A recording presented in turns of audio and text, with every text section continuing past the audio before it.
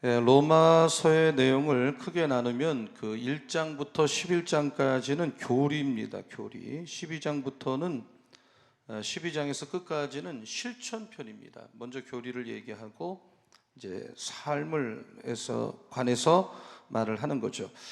근데 그 1장에서 11장까지 중에 1장부터 3장까지를 우리가 흔히 죄론이다. 죄론. 그래서 인간이 얼마나 죄를 범했나는 사실을 바울은 신랄하게 지적을 했습니다. 유대인들이 말합니다. 우리는 택한 백성이고 율법 받은 백성인데도 불구하고 죄를 범했다.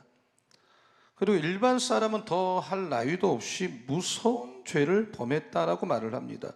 그러니까 전 인류가 다 죄라고 하는 이 권세 아래 놓여 있다라는 거죠. 그 죄를 졌으면 그만이면 좋겠는데 죄를 범하였기 때문에 죄의 값이 사망이란 말이에요. 성경은 지금까지 우리 모두에게 인간은 죽을 수밖에 없는 죄를 범했다고 지적을 했어요. 그러나 거기서 끝난 게 아니라 죽을 수밖에 없는 병에 걸린 죄에 걸린 심령을 그러나 고칠 수 있다. 이것이 복음이고 이것이 기쁜 소식이고 이것이 소망이란 말이죠. 그러므로 하나님과 깨진 관계가 회복되는 게 매우 중요한데 유대인들은 말해 그럼 하나님과의 관계를 어떻게 회복하느냐? 율법을 지키면 돼. 율법을 완수하면 돼. 그 말은 유대인들이 하나님과 관계를 회복하려면 율법을 지켜야 돼. 율법을 해야 돼. 그러나 율법은 누구도 지킬 수 없고 지킬 생각도 안 해요. 이 말은 하나님과 관계로 회복될 수 없어 라고 말하는 것과 다를 게 없어요. 그러면 율법이라는 것이 왜 주어졌습니까? 율법을 읽으면 읽을수록 내가 얼마나 죄인이고 얼마나 악독한 사람이라는 것 하나만 깨닫는 거예요. 인간은 율법을 지킬 수가 없어요. 그러면 하나님 앞에 우리는 나아갈 수 없는 존재가 되느냐? 아닙니다. 하나님께 나아가는 길은 율법이 아니라 은혜라고 하는 길이 열려 있어요. 은혜를 받아요. 은혜의 세계를 알아야 돼요. 그래서 바울은 오늘부터 21절부터 은혜가 뭔지를 굉장히 깊이 있게 설명한다고 볼 수가 있죠. 이 말씀을 보면 이제는 율법 외에 하나님의 한 의가 나타났다 그랬어요. 율법 외에, 율법으로는 안 되니까, 율법으로는 희망이 없으니까 하나님의 한 의가 나타났다. 그래서 바울 같은 사람은 다메섹에서 예수 믿는 사람 핍박하러 가다가 거기서 꼬꾸라진 다음에 자기가 주장하던 의, 자기가 그동안 자랑하던 의, 나는 의롭다, 난 굉장히 의롭다고 했던 그 의가 정말 박살이 나고 완전히 깨지고 하나님의 의가 뭔지 고백하게 됐잖아요. 자, 빌립보서 3장 8절 9절 한번 같이 읽습니다. 자, 다 같이요. 시작. 또한 모든 것을 해로 여김은 내 주 그리스도를 아는 지식이 가장 고상하기 때문이라. 내가 그를 위하여 모든 것을 잃어버리고 배설물로 여김은 그리스도를 얻고 그 안에서 발견되려 함이니 내가 가진 의는 율법에서 난 것이 아니요 오직 그리스도를 믿음으로 말미암은 것이니 곧 믿음으로 하나님께로부터 난 의라. 그러니까 이 빌립보서에서 바울은 그리스도 안에 나타난 하나님의 의가 또한 하나님으로부터 우리에게 온 의라고 말을 하는데 하나님께 주지 않았다면 우리는 이 의, 바울이 지금 내가 가진 의라는 걸 받을 수가 없단 말이에요. 그러므로 구원은 그야말로 우리가 구원을 받기 위해서 할 수 있는 게 없어요. 값없이 주시는 하나님의 선물이란 말이에요. 내가 어떻게 구원받을 수가 있겠어요? 하나님이 주시니까 받는 거죠. 그러므로 이 구원을 주신 하나님께 감사하고 찬양하는, 그리고 구원에 대한 확신을 갖게 되는 오늘 3부 예배가 꼭 되시기를 예수님의 이름으로 축원합니다. 우리는 우리 힘으로 의로워질 수가 없는 거예요. 예수님이 십자가를 통해서 제공된 선물이 구원이에요. 어떤 사람도 율법을 지키고 율법을 지키지도 않을 뿐만 율법을 지켰다고 해서 구원받을 수가 없는 거예요. 그러나 이 율법이 무의미하냐? 그렇지 않아요. 율법은 이 아까 로마 3장 21절 처음 시작했던 본문에도 나오다시피 율법은 율법이 지지를 하고 선지자가 그 증언이 된다 그랬어요.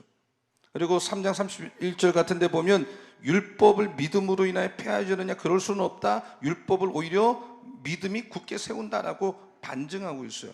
그러니까 율법은 악을 방어하면서 인간의 죄를 낱낱이 폭로하는 거예요. 이 두 가지는 굉장히 중요해요.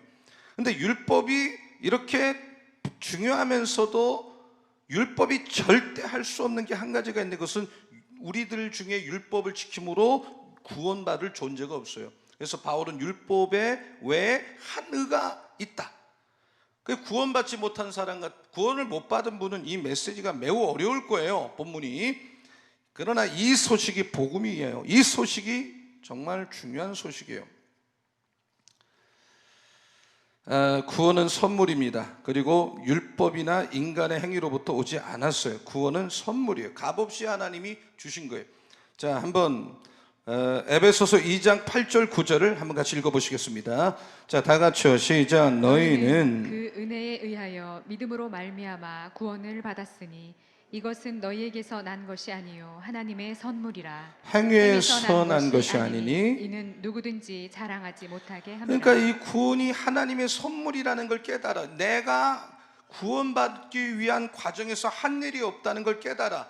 이것을 정말 절실하게 깨달은 사람은 구원을 받으면 전율하는 거예요. 충격을 받는 거예요. 기가 막힌 거예요. 내가 어떻게 구원을 받을 수가 있었나. 자, 그러면 이 구원, 나를 구원한 분이 도대체 누구냐? 나를 구원하기 위해서 찾아온 분이 도대체 누구냐? 22절을 같이 읽어보겠습니다. 22절 역시 매우 중요한 성경의 한 구절이에요. 자, 다 같이 읽습니다. 시작. 곧 예수 그리스도를 믿음으로 말미암아 모든 믿는 자에게 미치는 하나님의 의니 차별이 없느니라. 자, 한번 저를 따라서 예수 그리스도를 믿음으로 말미암아 이 구원자가 나에게 찾아왔을 때, 아, 저분이 나를 구하러 온 구원자구나, 정말 나를 살려주려고 오셨구나, 믿어야 돼, 받아들여야 돼. 내가 동의하지 않을 때 구원이 떠나가는 거예요. 내가 바다에 배를 타고 가는데 그 배가 불이 붙어서 침몰일보 직전이어서 SOS를 쳤더니 구조선이 왔는데, 그러면 어떻게 해야 돼요? 내가 살려면 그 구조선에 빨리 발을 걸치든지 뛰어가야죠. 그래서 살아야죠. 예수께서 오셨을 때 예수께 뛰어가야죠. 예수님, 내가 여기 있어요. 예수님, 내가 여기 있어요. 나를 좀 도와주셔야 되겠어요. 소리를 질러야죠. 이렇게 예수 그리스도를 내가 믿음으로 말미암아 모든 믿는 자, 이것을 믿으면 유대인이든 헬라인이든 그 사람이 무슨 일을 했든 모든 사람이 친 하나님의 은이 차별이 없어요. 제일 불행이 뭐예요? 내가 죽어가고 있는 사람이, 내가 문둥병에 걸려서 코가 빠지고 손이 뭉그러지는 사람이, 그게 아프지도 모르고 죽는지도 모르고 그 상태로 그대로 있다면 제일 불행 아니겠냐 말이에요. 나는 이렇게 죄 때문에 이렇게 됐습니다. 힘듭니다. 외롭습니다. 괴롭습니다. 너무 고독합니다. 나를 좀 도와주십시오. 그때 구원자이신 예수께서 여러분에게 손을 내민단 말이에요. 하나님께서 우리에게 율법이 아닌 또 다른 한 은을 주셨는데, 그것은 예수를 믿음으로 말미암아 모든 믿는 사람이 주신 하나님의 의다. 차별이 없다. 그러니까 이것은 은혜로 받는 거예요. 은혜로. 내가 한 게 없어요. 할 수가 없어요. 해도 안 돼요. 아무 공로가 없음에도 하나님께서 여러분을 사랑하는 것을 은혜다. 은혜. 한번 다시 따라서 은혜.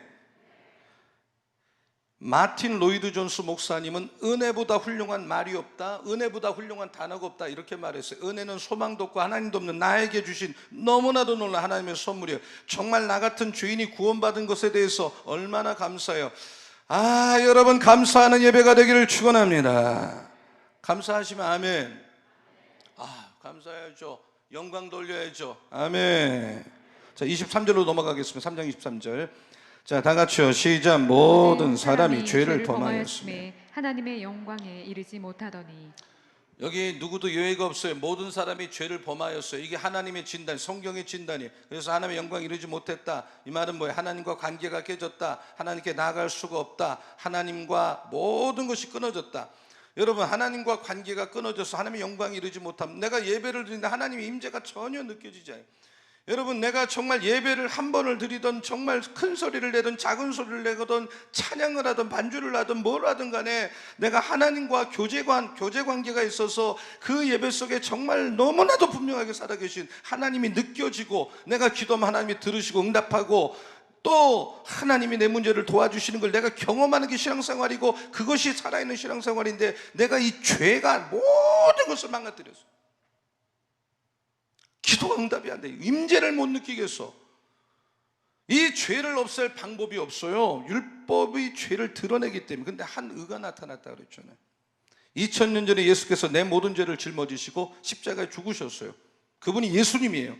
내가 죄의 대가를 치러야 되는데 다 대신 치르셨어요. 그분이 오늘 살아계십니다. 여러분이 요청하면 됩니다. 예수님 오십시오. 내가 예수님 안에 들어가고 주님이 내 안에 오십시오. 예수만을 의지합니다. 나를 구원해 주십시오. 이렇게 진실하게 어린아이처럼 고백할 때 십자가에 흘리신 보혈의 피로 말미암아 우리는 구원받을 수가 있는 줄로 믿습니다. 24절로 넘어가겠습니다. 자, 다 같이요. 시작. 그리스도 예수 안에 있는 속량으로 말미암아 하나님의 은혜로 값없이 의롭다 하심을 얻은 자 되었느니라. 의롭다 하심을 얻은 자 되었다. 이 말은 신약에만 39번이 나오는데 39번 중에 바울이 자기 서신서에서 29번을 썼어요. 공관봉 사도행전 8번, 야고보서 3번, 계시록이 딱 한 번 나오는데 그만큼 바울이 참 많이 쓰는 말이에요. 의롭다 하심을 얻은 자가 되었다. 이 말은 원칙적으로 무언가를 옳게 만들었다는 뜻이 아니라 옳다고 선언하는 거예요. 내가 실제는 의롭지 않아요. 지금 의로운 일도 한 적이 없어요. 그러나 하나님께서 나를 의롭다고 여겨주는, 그러므로 내가 구원받을 수 있는 근거는 예수 그리스도 안에 있는 이 구원이 안에 있기 때문에, 이미 예수께서 나를 십자가에서 죽으시고 부활했기 때문에 내 허물과 죄를 용서하시고 내 이 걸레조각 같은 만신창이가 된 내가 자랑하는 그의 의의 옷을 예수님이 벗기고 예수님이 만들어 놓으신 의의 옷을 입혀 주셨어요. 그 구원을 나에게 주십시오. 예수님, 나에게 그 구원을 주세요. 그 옷을 나에게 좀 입혀 주세요. 우린 요청할 수 있단 말이에요. 구원받기 위해서 여러분 누군가는 대가를 치러야 돼요. 근데 나는 죄인이기 때문에 대가를 치를 수가 없어요. 내가 봉사 많이 하면 꼭 구원받은 것 같습니까? 천만의 말씀, 못 받아요. 내가 헌금을 많이 하면 구원을 받습니까? 못 받아요. 내가 좀 마음은 뿌듯할 수 있지만 그것이 구원하고는 아무 의미가 없단 말이야. 구원받아서 감사해서 헌금하는 거고 좋은 일을 하는 것이지 구원의 전제 조건은 될 수가 없단 말이야. 내가 좀 전도를 많이 하니까 어깨에 힘주고 다닐 수 있어요? 내가 정말 그러나 좀 못하면 부끄러워요? 뭔가 구원 못 받은 것 같아? 요즘 상태로 못 받은 것 같아요? 우리가 그렇게 뭔가를 자꾸 평가하기 때문에 신앙이 봉사를 하면 든든한 것 같고 안 하면 안 한 것 같고 헌금을 하면 든든 안 하면 이렇게 신앙이 이 포커스가 잘못 나간단 말이야. 그 구원의 기쁨이 있을 수가 없죠. 내가 노력하고 봉사하면 구원받은 기쁨이 있고 안 하면 없고, 아니에요. 구원은 예수님의 속량으로 받는 거예요. 그러므로 구원받은 사람은 자기가 구원받은 과정에서 한 일이 하나도 없기 때문에 자랑할 게 없어요. 겸손할 수밖에 없어요. 하나님 앞에 할 말이 없어요. 무엇을 말하겠어요? 자, 25절을 읽어보시겠습니다. 자, 다 같이요. 읽겠습니다. 시작. 이 예수를 하나님이 그의 피로써 믿음으로 말미암는 화목 제물로 세우셨으니 이는 하나님께서 길이 참으시는 중에 전에 지은 죄를 간과하심으로 자기의 의로우심을 나타내려 하심이니. 여기 보면 어떤 사람이 빚을 졌는데 그 사람이 한번 나 좀 봐달라 그런다고 빚이 청산되는 겁니까? 아니잖아요. 빚을 갚아야죠. 대가를 치러야죠.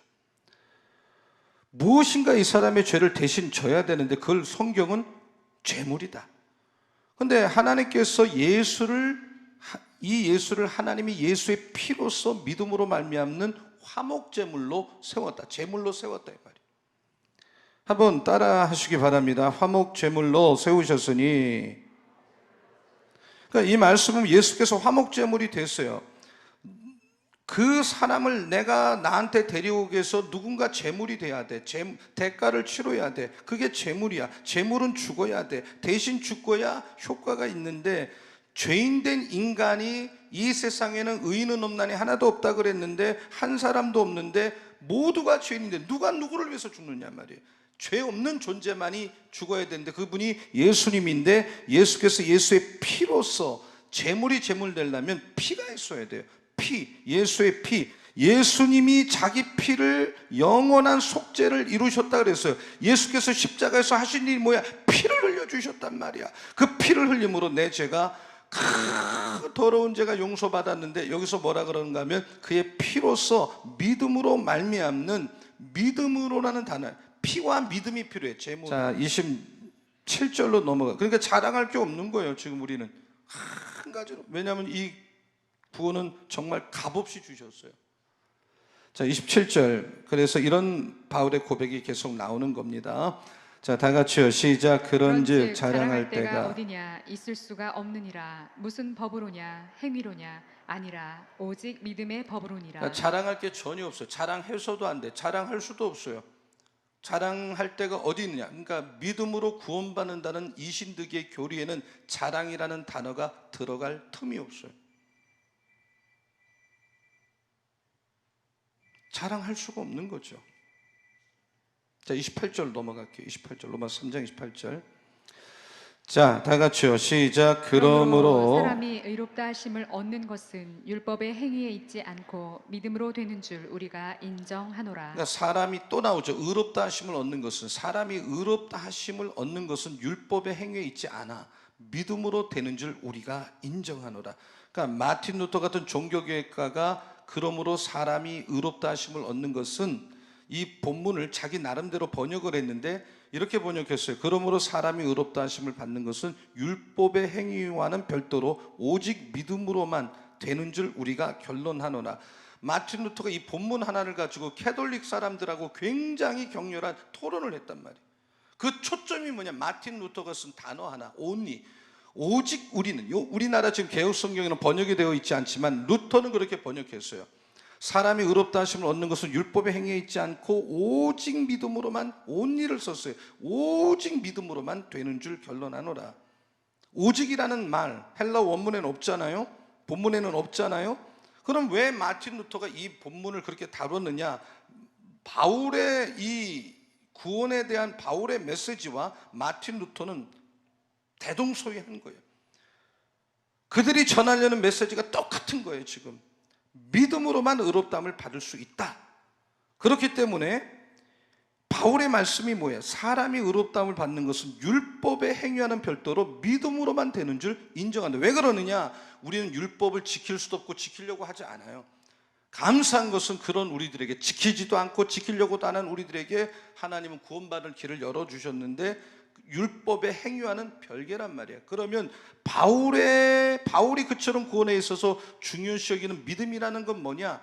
성경이 말씀하는 우리가 의롭다함을 받는 것은 오직 믿음으로만, by faith 또는 by through faith, 믿음을 통해서만, 다시 말하면 믿음은 그리스도 안에 있는 하나님의 의가 내 것이 되는 거란 말이에요. 근데 그 역할을 뭐가 하느냐? 믿음이라는 통로가 하는 거예요. 여러분이 지금 설교를 들으면서 믿음이 의인가? 믿음은 의가 아니에요. 내가 의롭게 되도록 하나님이 만들어주는데 하나의 입구 역할, 통로 역할, 브릿지 역할을 하는 게 믿음이야. 믿음이 의가 아니에요. 우리를 구원하는 것은 예수의 피 하나밖에 없어요. 믿으면 아멘 하시기 바랍니다. 예수의 십자가가 나를 구원하는 거예요. 그러므로 내가 구원받는다는 것은 하나님이 예수의 의를 나의 것으로 전가시킴으로 구원받는 거예요. 믿음은 그 의가 내 것으로 되는 통로인데 그 의는 완전히 예수 그리스도의 것이다. 그래서 그건 나의 의가 아니야. 하나님의 의란 말이에요. 여러분이 잘 깨닫기를 바랍니다. 자, 28절, 29절, 30절까지 읽겠어요. 자, 다 같이요. 시작. 그러므로 사람이 의롭다 하심을 얻는 것은 율법의 행위에 있지 않고 믿음으로 되는 줄 우리가 인정하노라. 하나님은 다만 유대인의 하나님이시냐? 또한 이방인의 하나님은 아니시냐? 진실로 이방인의 하나님도 되시느니라. 할례자도 믿음으로 말미암아 또한 무할례자도 믿음으로 말미암아 의롭다 하실 하나님은 한 분이시니라. 그 사람이 유대인이든 이방인이든 할례자든 무할례자든 믿음으로 말미암아 의롭다 할 수 있게, 의롭다 이렇게 말할 분은 하나님 한 분밖에 없다. 자, 마지막 31절. 자, 다 같이요. 시작. 그런즉 우리가 믿음으로 말미암아 율법을 파기하느냐? 그럴 수 없느니라. 도리어 율법을 굳게 세우느니라. 자, 그러면 이 지금까지 율법은 사람이 지킬 수도 없고 사람이 지키려고도 안 한다 그랬는데, 율법은 죄를 깨닫게 하는 거 하나 역할을 한다 그랬는데, 인간이 얼마나 악독한 것을 알려주는 역할을 하는 게 율법이라 그랬는데, 그러면 우리가 믿음으로 말미암아 율법을 파기하느냐? 율법을 다 무너뜨리냐? 그럴 수는 없다는 거예요. 도리어 율법을 믿음이 굉장히 견고하게 하고 신앙을 굳게 세운다 이 말이죠. 그러니까 성경은 믿음과 율법을 모순관계, 갈등관계라고 말하지 않아요. 상호 보완관계입니다. 바울은 이것을 계속 유지합니다. 이 논리를. 믿음은 율법을 오히려 완전하게 만들어요. 우리가 받은 구원은 굉장한 거단 말이에요. 여러분, 오늘 여러분이 구원의 확신을 성령님이 주시기를 예수님의 이름으로 축복합니다.